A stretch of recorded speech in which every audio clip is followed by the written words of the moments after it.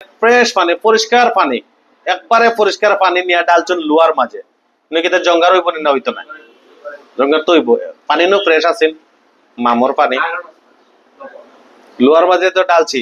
আমরা এই সময় রেডিয়েটরে ডালি, ডাললে যদি পানি ডালে খালি পানি ডালি তাইলে আপনার হলো আয়রন জমে যায়। কুলেন যদি ডালি তো এটা প্রায় 250 টাকা লিটার, 250 টাকা আছে, 400 টাকাও আছে। 250 টাকা লিটার কুলেন ঢাললে হয় কিতা ইনোয়ার ভিতরে জঙ্গার ধরে না, ও কারণে কুলেন্ট ব্যবহার করা হয়। তাইলে যদি প্রশ্ন ওটা থাকে কুলেন্ট রেডিয়েটরে কেনে দেওয়া হয়, কিতালাই দেওয়া হয়? এই প্রশ্ন ভুল, উত্তরই ভুল। প্রশ্ন ঠিক আছে, সরি, উত্তর ভুল। ইঞ্জিনের অতিরিক্ত গরম রে নিয়ন্ত্রণ করা। ইঞ্জিনে ঠান্ডা করতে পারবো না পানি, ঠান্ডা তো করতে পারতো না, হে কিতা করবো অতিরিক্ত গরমটারে হে নিয়ন্ত্রণ করবো। রেডিয়েটর কুলেন্ট খেনে দেওয়া হয়, পানি না দিয়ে কুলেন্ট খেনে দেই জঙ্গার যেন না ধরে। অতটাই শিখিলছেন। নেক্সট ক্লাসে যে সময় আইবা আপনার, আগামী সপ্তাহ ক্লাসে যে সময় আইবা এই সময় বাকি সপ্তাহ থেকে ও শিডিউল থেকে চলিয়ে যাইব, এলা শিডিউল আড়াইতো না ইনশাআল্লাহ। এরপরে পাওয়ার স্ট্যাক ফ্লুইড, হ্যাঁ বুঝছেন না না অন্য কিছু তো বুঝতে পারবা কে শিডিউল। মনে কর আজকে তো আরাম করছেন বইয়া বইয়া, আগামী সপ্তাহে ইয়া আর তো না, আগে বইবা অল্প সময় উবাই তুইব বেশি সময়। Power steering fluid, power steering or fluid, power steering or fluid খাম কি হইতে পারে কোন চাই যে স্টারিং রে নিয়ন্ত্রণ হালকা রাখা লাগে, নিয়ন্ত্রণ করার জন্য সহজ হয়, ও কারণে পাওয়ার অয়েল ব্যবহার করা হয়।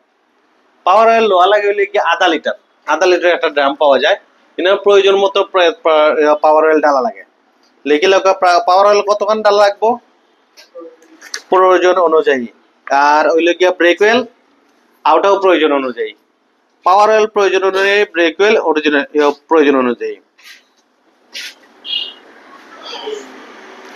এরপরে হইলে গিয়া ডিফারেন্সিয়াল অয়েল।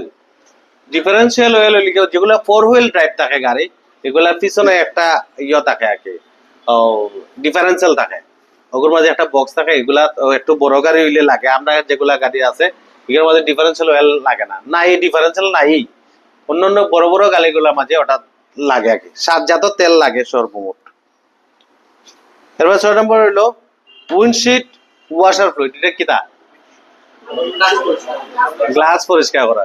গ্লাস পরিষ্কার যে সময় আমরা গ্লাসটাকে পরিষ্কার করতাম, আমরা কিতা করি ওর তো সামনে মেঘাই, এটা সমস্যা হইব।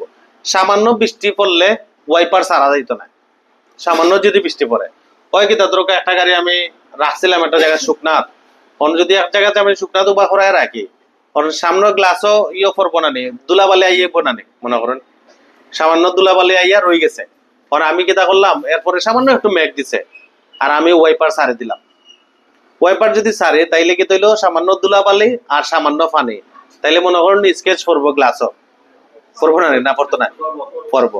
আমি যদি ওয়াইপার চালাইতে হয় তাহলে পুরা গ্লাস আগে ভিজতে হইব, পুরা গ্লাস ভিজার পরে গিয়ে ওয়াইপার চালানো যাইব, এর আগে ওয়াইপার চালানো যেত না।